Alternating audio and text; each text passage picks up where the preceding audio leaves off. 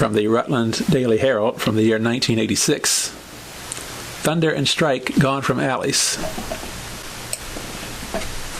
For George Mayo, Dick's Lanes offered something right up his alley.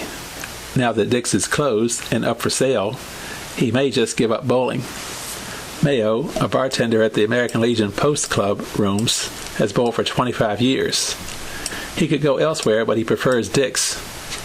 I like the candlepin lanes, and they're getting kind of hard to find, he said. Everyone is getting those big balls. Richard Davidson of Dick's Lanes has taken a lot of calls from displaced bowlers since the bowling alley closed in spring. Candlepin-wise, he says, the closest candlepin houses are in West Lebanon, New Hampshire, Newport, New Hampshire, Springfield, Vermont, and Woodstock, Vermont. Candlepins, Davidson explained, are the invention of a man who thought to incorporate bowling and pool in the same game. The balls are the size of a cantaloupe, and the pins are slender, tapered at both ends. Unlike regular bowling, the fallen pins are not swept up between balls, so a bowler can play off the fallen pins. It's a lot harder than bowling 10 pins, Davidson said. The bowlers on TV, they average in the 220s, like Don Carter and Earl Anthony. There's hundreds of them. A pro candlepin bowler averages 110 to 130, about 100 pins less, Davidson said. He said his own game lies in the 105 to 110 range, although that's with practice, and he hasn't bowled since the spring.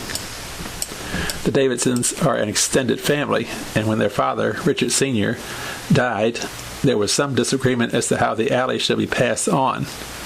In order to keep peace, the business was put up for sale. It had been a good business, said Davidson, who had made the alley his job for the past 15 years. Before that, the alley resided downtown on Depot Street, and he worked there as a boy. The family lived underneath the alley. Every year, when school started and the league started, we went to bed listening to bowling, he recalled. You could hear the muffled sound of the balls traveling down the alley, kind of like a thunderstorm. Bowlers in those days paid 35 cents a game. 7 cents went to the boys who were pin setters. Back-breaking work, Davidson said. Dangerous work. He positioned himself between a pair of lanes, dodging errant balls and pins. The automatic pin setters came in 1959. Best thing ever happened to me, he said. Then I got a job greasing the machines.